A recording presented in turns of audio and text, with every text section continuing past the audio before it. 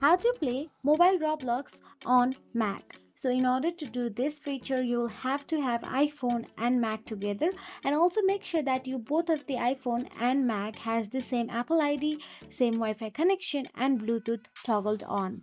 Now once you make sure of all these requirements, then all you have to do is tap on the iPhone mirroring option available in your Mac.